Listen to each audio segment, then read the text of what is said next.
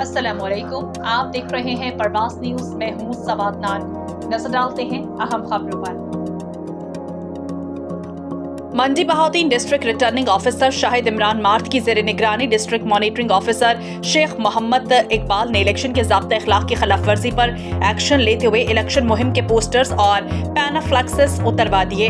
District monitoring officer ने बताया है कि इलेक्शन कमीशन ऑफ पाकिस्तान ने उम्मीदवारों के लिए ज़ाब्ते अखलाक बराए जनरल इलेक्शन 2024 जारी कर दिया है, जिसके तहत मतलूबा साइज में इलेक्शन बैनर, पोस्टर और पंफलेट की इजाजत है।